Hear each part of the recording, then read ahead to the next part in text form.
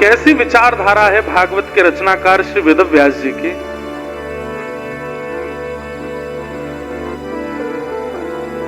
भागवत जी के पहले श्लोक में ऐसी भाव का वंदना की है, ऐसे भाव को वंदन किया है जिसको सब मानते हैं। सब लोग बहुत ध्यान से इधर देखिए, एक एक शब्द बहुत ध्यान से सुनिएगा। देखिए, धन गया तो कुछ नहीं गया, समय गया तो कुछ गया, लेकिन अगर ज्ञान गया तो सब गया। इसलिए ये समय दोबारा पता नहीं कब आएगा खरगोन में, इसलिए एक एक क्षण सुन लीजिए, एक एक शब्द सुन लीजिए। आजकल एक शब्द चलता है ब्रॉड माइंडेड। क्या चलता है? अब ब्रॉड माइंड को बहुत गलत तरीके से प्रयोग किया जाता है। जो माता पिता बच्चों को रोकते टोकते नहीं, वो कौन है? ब्रॉड माइंडेड हैं। जो माता पिता ज्यादा धर्म आदि का पालन नहीं करते, वो कौन है? वो ब्रॉड माइंडेड हैं। जो बच्चा वेज भी खा ले, नॉन वेज भी खा ले, ब्रॉड माइंडेड है। बेचारा जीव खा लेता है, ब्रॉड माइंडेड है। अभी थोड़ा सा एक दो चीजों में ब्रॉड माइंडेड नहीं चलता है, जैसे कि विवाह के बाद एक पति है, एक पत्नी एक दूसरे के साथ रहते हैं तो ठीक है।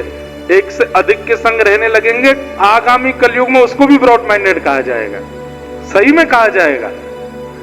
अभी उसके प्रति तो थोड़ा ये रखा जाता है कि भाई इस पे थोड़ा छुपाव रखो, ऐसा नहीं करना चाहिए, ये धर्म के विरुद्ध है।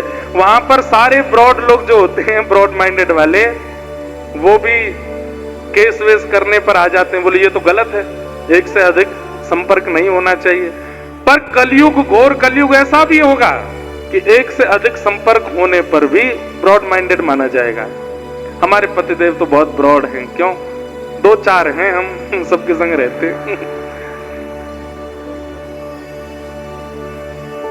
कितना ब्रॉड माइंड है, कितनी विचित्र परिभाषा हम लोग कर देते हैं अपने विचारों की। इसको ब्रॉड माइंडेड नहीं कहते। ब्रॉड माइंड किसको कहते हैं? सुनिए, वेदव्यास जी महाराज जिन्होंने भागवत की रचना की, कैसी विचारधारा? श्रीमद् भागवत के पहले श्लोक में कृष्ण को प्रणाम नहीं किया, राम को प्रणाम नहीं किया, देवी को प्रणाम नहीं किया, किसी देवता को प्रणाम नहीं किया। क्योंकि मैं अगर किसी एक देव को प्रणाम करूंगा तो अन्य देव को पूजने वाले कहीं ना कहीं भागवत जी से अलग हो जाएंगे। मैं किसी एक देवी को प्रणाम करूंगा तो फिर अन्य देवियों को पूजने वाले वो कहीं ना कहीं विचार करेंगे, ये तो शायद मान लीजिए दुर्गा प्रधान ग्रंथ है, कृष्ण प्रधान ग्रंथ है, राम प्रधान ग्रंथ है, आदि आदि।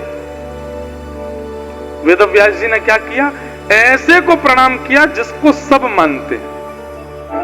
बोले मैं किसको प्रणाम करता हूं? मैं परम सत्य को प्रणाम करता हूं। क्या बात! परम सत्य। अब परम सत्य कौन है ये अपने मन से आप खुद लगा लो। किसी को गणेश जी परम सत्य लगते हैं, किसी को दुर्गा परम सत्य लगती है, किसी को शिव परम सत्य लगते हैं, किसी को नारायण परम सत्य लगते हैं, किसी को दत्तात्रेय परम सत्य लगते हैं। जो चाहो अपने मन से मान लीजिए। क्यों? क्योंकि सब परम सत्य हैं, इनमें किसी में भेद नहीं है। जगन्नाथपुरी में एक गणपति भट्ट नाम के व्यक्ति गए दर्शन करने। क्या नाम था? हम यहां कथा 15 को विराम देंगे और फिर 15 को ही हम जगन्नाथपुरी जा रहे हैं। फिर 17 से जगन्नाथपुरी में कथा है। जरूर सुनिएगा इस बार जगन्नाथपुरी की कथा। वैसे सबरी कथा सुनने लायक होती है, पर इस बार जगन्नाथ जी का हम खूब सुंदर सुंदर भाव वहां सुनाएंगे। कथा का समय हम धामों में सुबह रखते हैं 10 बजे से 1 बजे तक। क्यों? तो पूरे दिन घूमने को मिलता है, ऊध हम करते हैं। हम कभी समुद्र पर जाएंगे, कभी कहीं जाएंगे, कभी कहीं जाएंगे, आनंद करेंगे।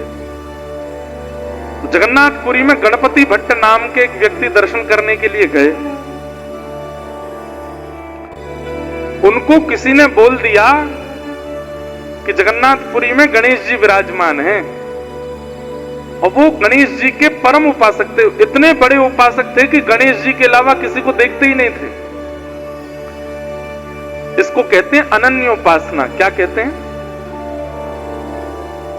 और देवता चित्त न धरहि, हनुमत से ही सर्व सुख करें। इसी को कहते हैं अनन्य उपासना, केवल एक के रहना। तो गणपति भट्ट जी जो थे वो गणेश जी के बहुत बड़े उपासक, लेकिन किसी ने उनसे कह दिया विनोद में कि आप जगन्नाथपुरी चले जाओ, वहां पे गणेश जी का बहुत सुंदर विग्रह है। उस समय की बात है, सोशल मीडिया होते नहीं थे, लोग बागों का इतना संपर्क होता नहीं था, ट्रेन भी नहीं चलती थी, बैलगाड़ियों से सफर करते थे। बेचारे वो जगन्नाथपुरी आए, तो जगन्नाथपुरी आकर के उनको पता चला कि मुझे तो किसी ने बहकावे में रखा है, यहाँ कोई गणेश जी नहीं है, यहाँ तो कृष्ण ही जगन्नाथ बनकर के बैठा है। उनको इस बात का बड़ा दुख हुआ कि मेरा अब अनन्य प्रेम जो गणेश जी से है वो टूट जाएगा, क्योंकि मैं दूसरे देवता की सन्निधि में आ गया। समुद्र के तट पर बैठे थे, रो रहे थे, हे गणेश जी मुझसे नाराज मत होना, आप मुझसे दुखी मत हो जाना कि मैं दूसरे देवता के नगर में आ गया, दूसरे देवता का दर्शन करने, पर आप चिंता मत करना, मैं आ तो गया हूं जगन्नाथपुरी, पर मैं दर्शन नहीं करूंगा उनका, क्योंकि मैंने संकल्प लिया है कि आपके अलावा किसी को नहीं देखूंगा मैं।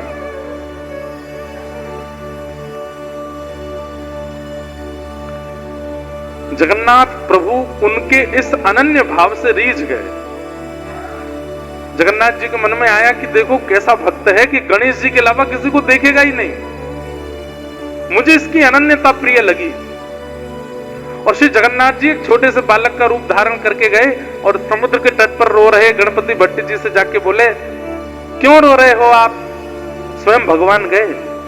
तो गणपति भट्ट बोले, चले जाओ यहां से। और मुझे बहका दिया, किसी ने बोल दिया कि यहाँ तो गणेश जी बैठे हैं, मैं उनका दर्शन करने के लिए आ गया, और मुझे बाद में यहां आके पता चला कि यहाँ तो छलिया माखन चोर कन्हैया बैठा है। मैं तो सीधे साधे गणेश जी का उपासक हूं, मैं और किसी देवता को नहीं पूछता। मेरी अनन्यता टूट गई, इसलिए मैं रो रहा हूं। तो जगन्नाथ जी बालक के रूप में गए, उसको बोले, अरे भैया किसी ने नहीं बहकाया तुमको, तुम सही आए हो, यहां जगन्नाथ जी साक्षात गणेश ही हैं, और तुमको नहीं विश्वास होता तो एक बार मेरे साथ चल के दर्शन कर लो। नहीं नहीं, मैं दर्शन तो बिल्कुल नहीं करूंगा। क्यों? नगर में आके मेरी अनन्यता टूट गई, दर्शन कर लूंगा तो और अनन्यता टूट जाएगी, बिल्कुल नहीं जाऊंगा मैं। तो जगन्नाथ जी बोले, भैया देखो तुम अनन्य हो ना, गणेश जी के अनन्य भक्त हो? बोले हाँ। तो गणेश जी के सामने आने पर अगर तुम उनका दर्शन नहीं करोगे तो भी तो अनन्यता टूट जाएगी ना। मैं तुम्हें वचन देके कह रहा हूं कि जगन्नाथ जी गणेश जी हैं, और अगर तुम उनका दर्शन करने नहीं जाओगे तो भी तो तुम्हारी अनन्यता टूट जाएगी। अब तो गणपति भट्ट बोले, आपने तो मुझे अब दुविधा में डाल दिया, अब मैं क्या करूं? तो बालक बोला, एक काम करो, तुम आंख पे पट्टी बांध के चलो और जा करके उनका स्पर्श करके देख लेना। अगर लंबोदर, लंबा पेट अनुभव हो, लंबी सूंड अनुभव हो, लंबी कान हाथ में स्पर्श करने पर आ जाएं, पट्टी खोल के दर्शन कर लेना। सूंड, कान और उदर ये तो गणेश जी का ही है ना, ये और किसी का तो होगा नहीं। गणपति भट्ट बोले, बात तो ठीक है आपकी। अच्छा, प्राचीन हमने भी संभवतः 2008 या 9 की बात होगी और पुरानी बात होगी, उस काल में जगन्नाथ जी के भीतर गर्भगृह तक जाने की अनुमति तब भी थी। एक समय होता था, दिन भर में हर दर्शनार्थी भीतर जाते थे, भीतर जाकर के जिस वेदी पर जगन्नाथ जी बैठे हैं उस वेदी की परिक्रमा करके निकलते थे बाहर। और उससे भी पुराने समय में, मतलब 1950 1960 के समय में लोगों को भीतर जाकर के जगन्नाथ जी को हृदय से लगाने का अधिकार भी था, स्पर्श करने का अधिकार था। वो तो फिर बाद में मुगल आक्रांता और कई हमारे हिंदू समाज के कई लोगों ने मंदिरों को अशुद्ध करना शुरू कर दिया।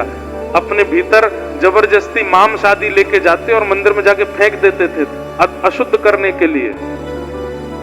इसलिए फिर आचार्यों ने अपरस की सेवा कर दी, बंद कर दिया, कोई और अंदर नहीं आएगा, केवल पुजारी जी जाएंगे। नहीं तो पहले सारे मंदिरों में सबको अधिकार था ठाकुर जी के सामने जाकर के स्पर्श करने का। इसलिए पुराने मंदिरों में आप देखेंगे आज भी दक्षिण में कई मंदिरों में मुख्य द्वार पर जल की व्यवस्था होती, सब लोग हाथ धोते हैं, पैर धोते हैं, अपने सिर पर छींटा मारते हैं, तब भीतर जाते हैं। क्यों? प्राचीन काल में सब बाहर से ही शुद्ध होके जाते, फिर ठाकुर जी का स्पर्श करते थे, बाद में फिर बंद हो गया। तो गणपति भट्ट आंखों पर पट्टी बांध करके पहुंच गए जगन्नाथ जी के पास। जैसे ही पहुंचे, ब्रह्म वेदी पर जगन्नाथ जी विशाल स्वरूप विराजमान है, ऊपर चढ़ करके सबसे पहले तो पेट पकड़ा, तो लंबोदर बड़ा पेट है तो गणेश जी। एक बार सूंड और देख लूं, थोड़ा हाथ ऊपर करके नाक पर रखा तो लंबी सूंड भी हाथ में आ गई। ठाकुर जी जैसे हाथी किसी के ऊपर अपनी सूंड रख के ऐसे गुदगुदाता है, ऐसे ठाकुर जी उसको गुदगुदाने लगे।